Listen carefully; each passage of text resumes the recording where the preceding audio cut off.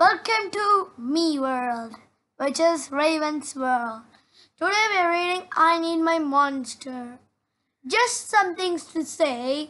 If you look at the pictures here, I want to give a compliment to the writer who did the writing and the illustrator who did the illustrating, because it's very good. It's written by Amanda Knoll and illustrated by Howard McWilliam. Like more, share more, hear more. Okay, let's start reading the book. Dun dun dun. One night, when Ethan checked under his bed for his monster, Gabe, he was found. A note instead, gone fishing, back in a week. Tonight, when I looked under my bed for my monster, I found a note instead, gone fishing, back in a week. Gabe. What was I going to do? I need a monster under my bed. How was I supposed to get sleep if my monster was gone? I tried to sleep, but it wasn't the same without Gabe. I missed his dragging breath, his nose whistling, the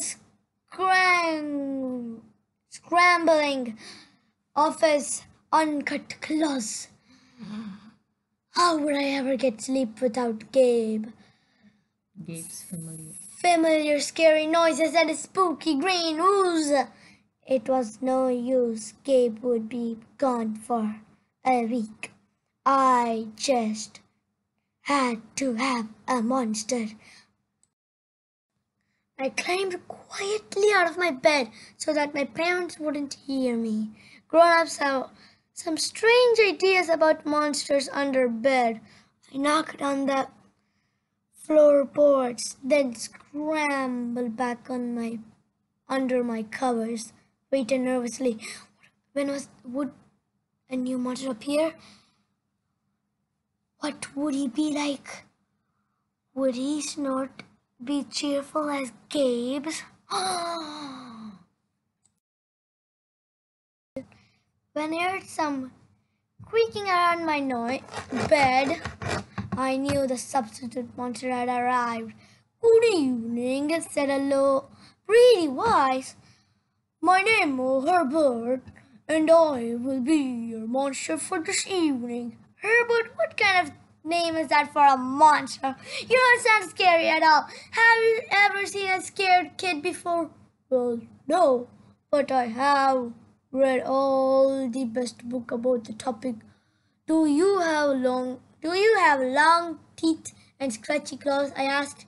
No, but I have an overbite. I am a mouth breather. Listen.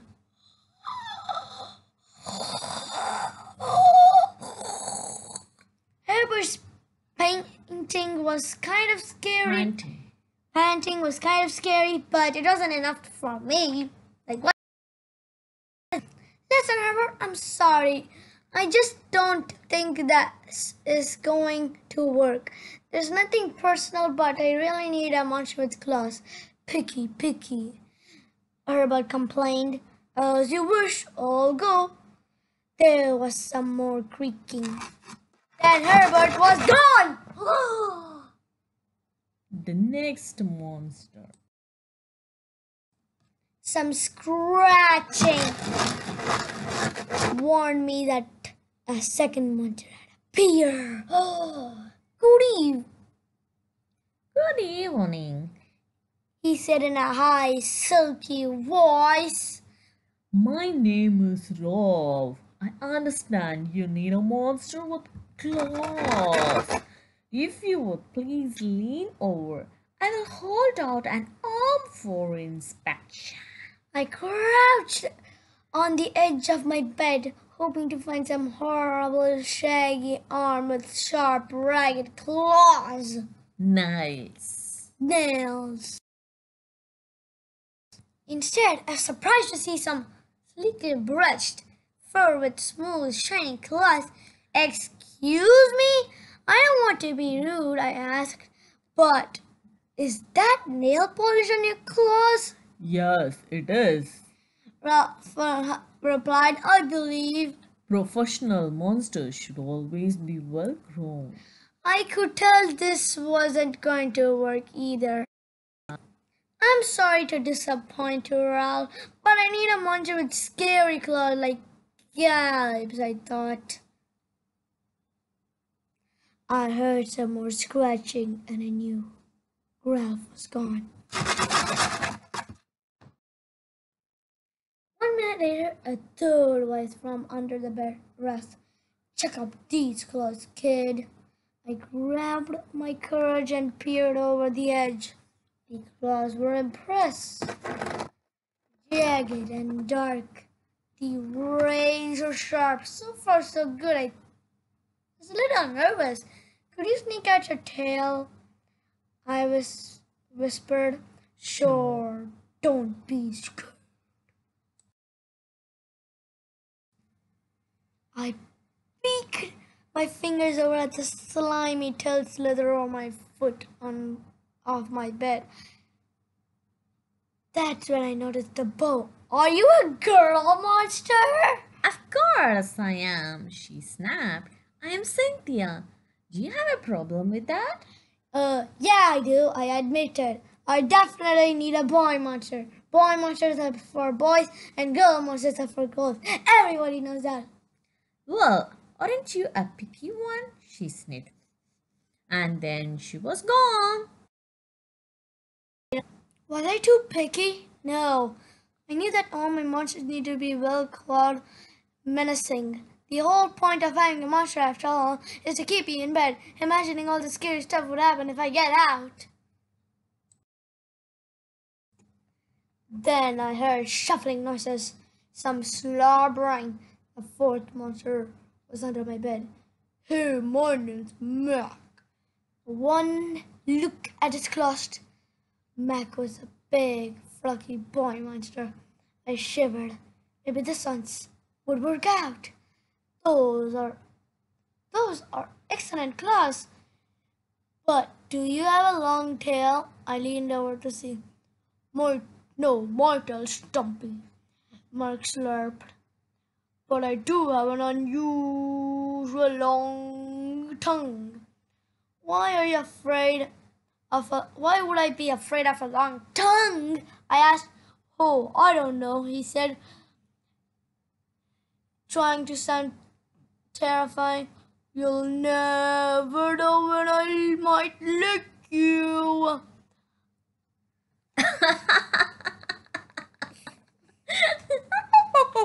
I fell back on my bed and started laughing.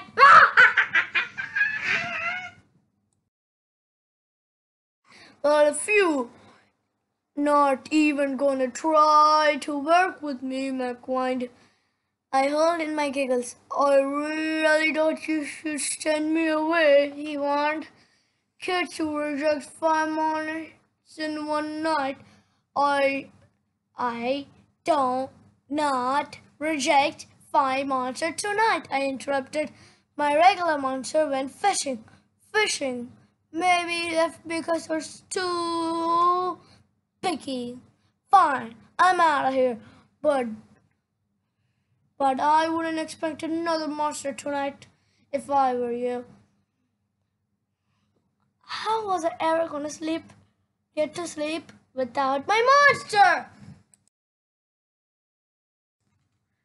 I was surprised to hear more creaking under the bed. Loud creaking with scratching. I thought no more monsters were going to appear tonight, I said. Sorry, I'm late, kid. When it was Gabe. I thought I would enjoy fishing, but I didn't, he explained. Those fish scare too easily, no challenge at all.